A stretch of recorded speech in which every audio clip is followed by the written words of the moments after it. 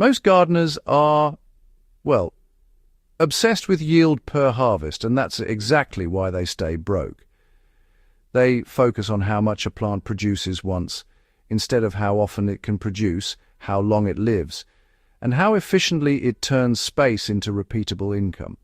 That mistake shows up in your garden as empty beds half the year, inconsistent harvests, and crops that demand constant replanting. The result is, honestly, pretty predictable: more work, more inputs, and less money.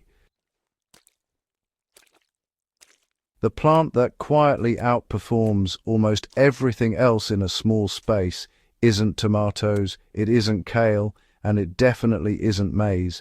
It's passion fruit, and not just because it produces a lot, but because it produces again and again, climbing vertically, using space most gardeners waste, and turning a single planting into years of harvests if you manage it properly. Now, before we go deeper, I want to say something that matters beyond gardening. There are organizations out there rescuing abandoned and injured dogs, and they depend entirely on donations to keep going. If you're someone who believes in caring for living things, whether it's your plants or animals that can't defend themselves, consider supporting a dog rescue. Even a small contribution helps feed, treat, and shelter these animals. If this channel brings you value and you feel moved, give what you can. It genuinely saves lives. Back to the garden, because this is where most people miss the opportunity. Passion fruit is not a plant it and forget it crop. It rewards precision. And the tool that changed everything for me wasn't fertilizer or some miracle spray. It was a proper pruning shear, specifically something like the Felco F2. I'll link it in the description below. Clean, sharp cuts are not optional with a vine like this. Every cut determines how that plant branches, how it flowers, and ultimately how much fruit you get. Here's what most people don't realize. Passion fruit produces on new growth. That means if you let it grow wild, you get a tangled mess of old wood that looks impressive, but honestly produces less and less over time. I've seen growers with huge vines getting almost no fruit simply because they were afraid to cut them back. That's where disciplined pruning comes in, and, why a high-quality pruner matters more than people think. When I set up passion fruit in a small backyard system, I don't treat it like a shrub. I treat it like a vertical production system. One vine per support line, trained upward to about 2 meters, then allowed to spread laterally. Think of it like building a living wall that produces fruit. In a 3 by 3 meter space, you can comfortably manage 4 to 6 vines without overcrowding if you prune correctly. The soil setup matters, but not in the way most people think. You don't need exotic mixes.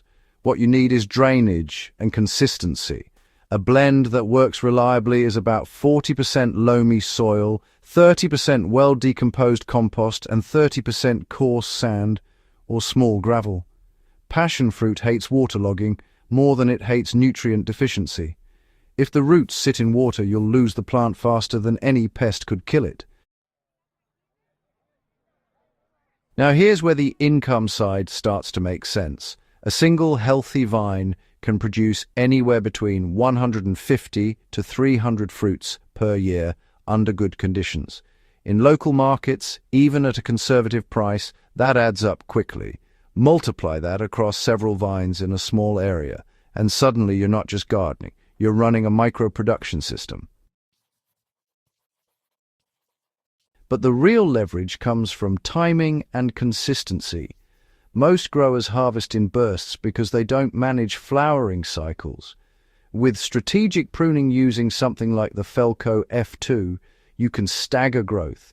Instead of cutting everything at once, you prune sections of the vine every few weeks. That forces new growth in waves, which translates into staggered flowering and more consistent harvests. Watering is another place where people either overcomplicate things or completely ignore reality. Passion fruit doesn't want daily watering unless you're in extreme heat. What it wants is deep, consistent moisture.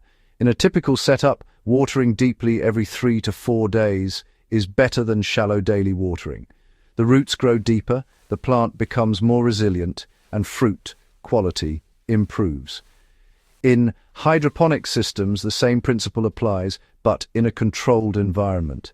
You're looking at an EC range of about 1.8 to 2.4, depending on growth stage, with slightly higher potassium during flowering and fruiting. But even in hydroponics, if you don't manage the vine structure, you'll end up with the same problem.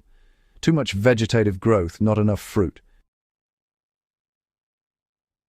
One thing I learned the hard way is that pollination is often the hidden bottleneck. In open environments, bees usually handle it, but in enclosed or dense setups, you may need to assist.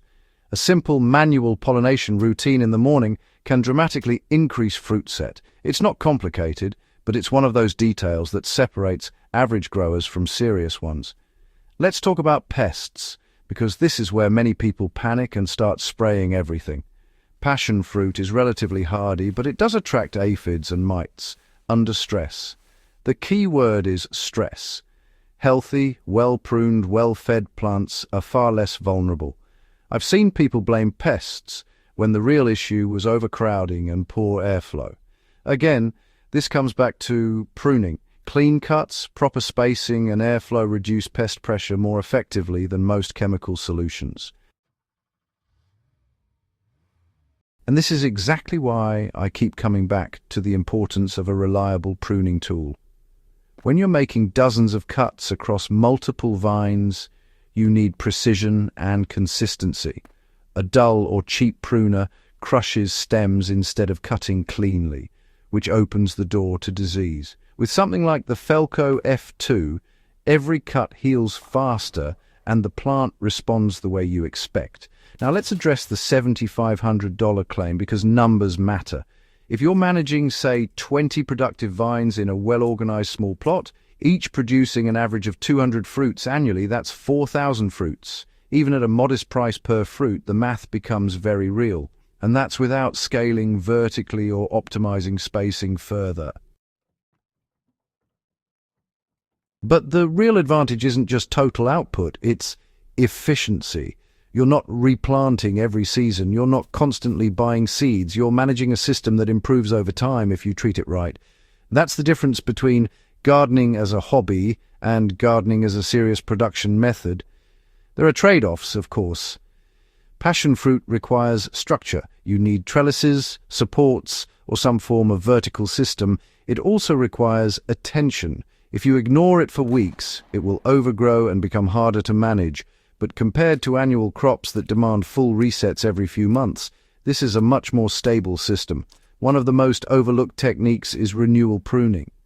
Every year or so, you cut back a significant portion of the vine to encourage fresh, productive growth. This is where many people hesitate, but it's necessary.